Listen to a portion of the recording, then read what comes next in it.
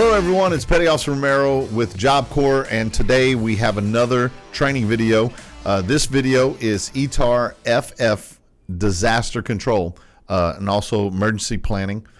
Here are the things that we will cover today in this particular video and ETAR obviously. 1, explain emergency driving skills and techniques. 2, define emergency plan and disaster control. 3, define the guidelines of an emergency action plan. 4, describe how to contact appropriate authorities. 5, describe how to delegate responsibilities. And 6, describe how to establish facility security. So there you go. Those are the things that we'll be covering. And what I want to do is I want to get started kind of going over this this material and just become familiar with it with some general things. And I'm going to start off with here with emergency planning, chapter 28. And I think that most people, when you become introduced to disaster control and emergency planning, you kind of think of maybe 911, 9/11 comes through your mind, and that's what you kind of think about. Well, that's not wrong. You also have, hurricanes. You have all kind of disasters, and we'll get that to that in a second. But first, let's talk about what defines an emergency. An emergency situation that impacts people. Emergency situations increase the risk of death or injury and may result in the need for long-term counseling for those impacted by the events. Proactive organizations engage in extensive pre-planning to mitigate injury and loss of life. Okay. 2, an emergency situation disrupts normal operations. Normal operation activities are impacted by emergencies. Injured people can't perform their duties, and let's see, damaged equipment can't not perform functions that they're intended to perform. Also, evacuated facilities do not produce goods or services. Now, again, depending on where you were, we talked a little bit about all this in our terrorist discussion. If you have a disaster, it could be a bomb, right? And now all of a sudden, people injured. All these things prevent you from being able to function, and pretty much, generally speaking, would kind of classify it as emergency or disaster situation. An emergency situation impacts the local community. Those in the local community who really rely on the goods and services produced by the affected organization are personally impacted. So obviously, if let's say you're the person who supplies materials for the local store, maybe groceries, maybe eggs or meat. Obviously, that would affect the general population. An emergency situation stretches resources. Okay, so in a normal situation, hypothetically, maybe you only need 10 cops on 2 different shifts to be able to cover all the needs of a small community.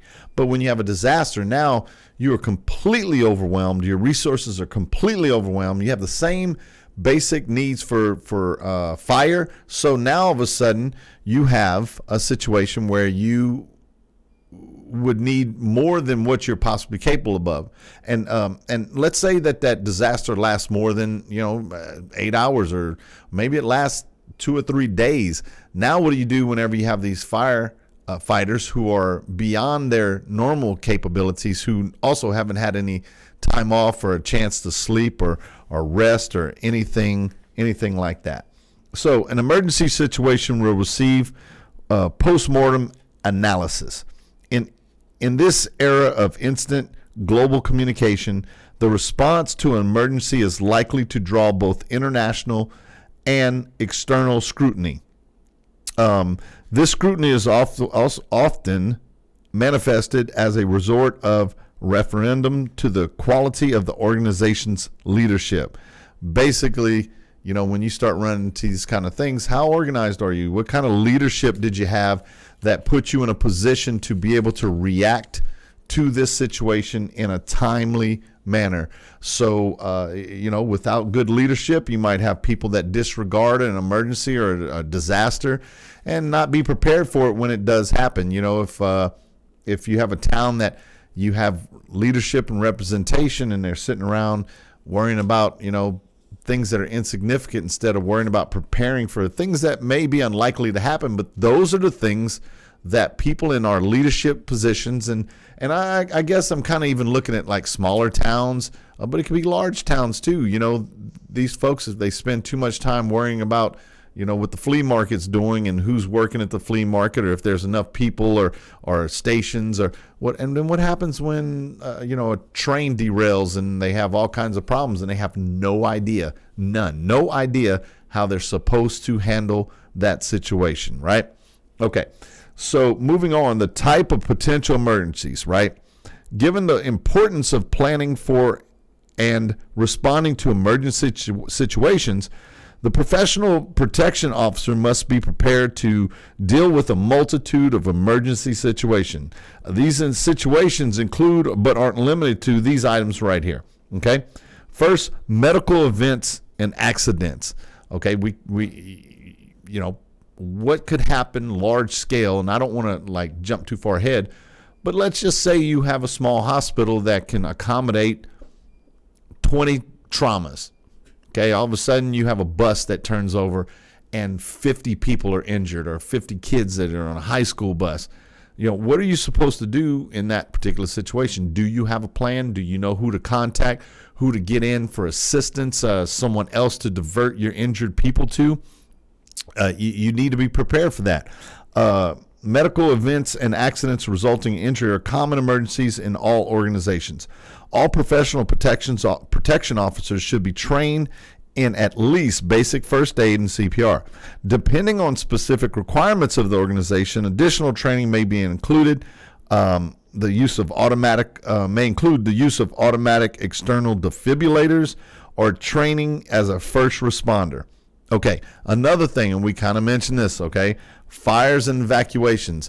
Fires and evacuations are huge parts of disaster control on every level at every business, small town, big town. These are things that happen on a regular basis. If you're not prepared for it, it's just inexcusable. All right, so fire and smoke can quickly sweep through a building, resulting in injury or death of people and significant damage to property. The professional protection officer must be confident in his or her ability to facilitate an orderly evacuation. All right, so that makes sense here. Let's see. Shelter in place and lockdown incidents. Now, that can result from anything. And again, I'm looking at the ones that we're going to touch on, and I don't want to use examples that jump ahead to other things they'll say. So let's see what this with the book that our training book has to say. Hazardous material, hazmat, events such as chemical spills or acts of armed violence may result in the need to shelter or lock down personnel inside a facility for their own protection. The professional protection officer must be familiar with his or her organization's shelter-in-place procedures and lockdown activity shooter protocols. So if you have an active shooter, what are the protocols? And again, these are things that do happen on somewhat regular basis, and may never happen to you, may never happen where you live, but if it does, you need to be prepared for it. Okay? Bomb threats and suspicious packages. Now, again, these things can happen anywhere to anybody. So when you have a bomb threat, someone calls in the bomb calls in and says, hey, I planted a bomb and it's going to blow up. How do you react to that? Do you say, what are the chances of that being real? And you just kind of blow it off, or do you take it seriously? Do you call the police? Do you call the fire department? Who do you call? Who are you calling to prepare for it? What procedures does your company have in place to deal with it? And as the security people, That's your area. That's where you come in. There are a lot of times when you sit around observing, documenting, and not really doing a whole bunch, right? When these things happen, that's when your expertise is needed. That's when they call on you, and you better be prepared. You don't just sit around waiting and, okay, when something bad happens, it's like, oh, well, I hope the police come and help me out.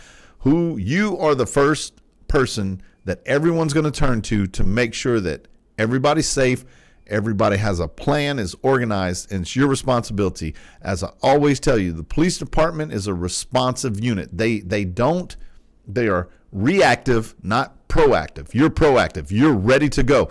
The police department, they have no idea what your building's like, your facilities like, what your training is, so they don't know. You have to know these things, okay? So let's see here.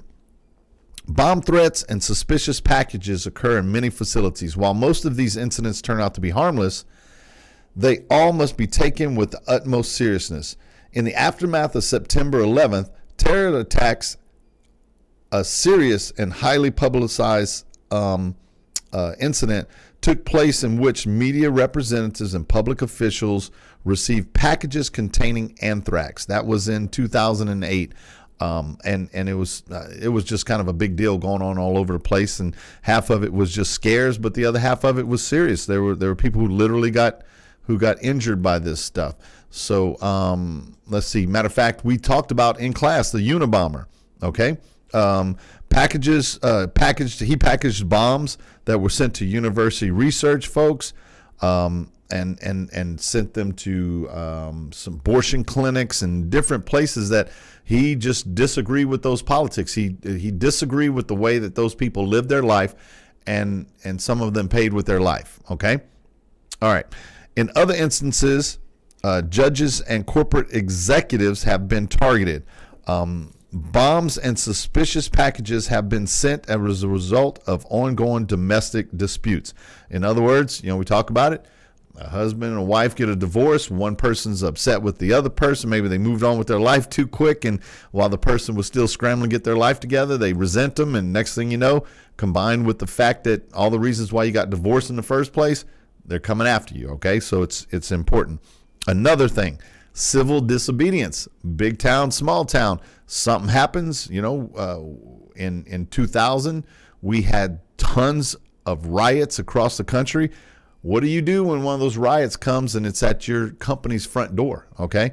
Are you going to lock the door? Or are you just going to stand there and hope they don't come in? What are you going to do? How are you going to prepare for this? How are you going to protect the people in your company from at least the initial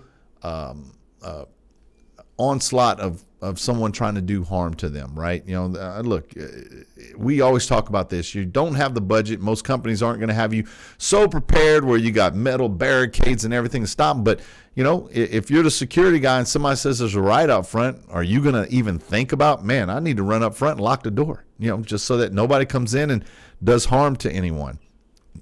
All right. Civil disobedience can take place as a result of labor disputes.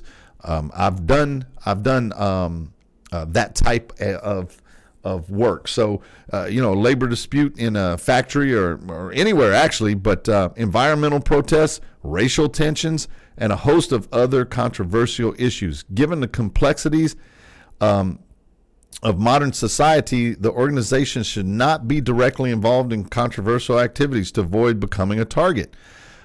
Financial firms have been targeted due to investments they've made. I mean, basically, you can name it. There's a reason for someone to be upset with you about the way that you do business. Power outages, right? So now let's say you have a power outage.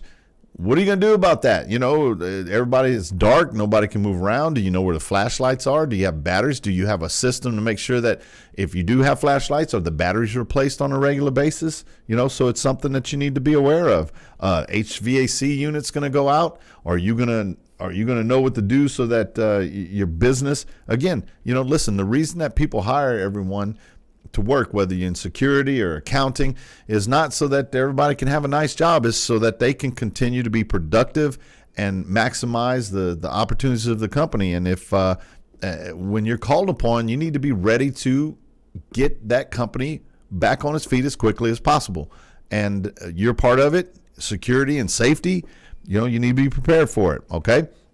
Disasters, whether it's natural or technological, pose a threat to all organizations. Natural disasters include events like tornadoes and hurricanes and blizzards, wildfires, earthquakes, floods, tidal waves, and a host of other naturally occurring events. Then you also got hazmat spills. You have all the things that we talk. I mean, the professional protection officers should be familiar with the potential impacts of all these different things. Now, we had a complete subject about this, but terrorism, you have terrorist activity. You have someone who wants to destroy your plant because they disagree with it politically.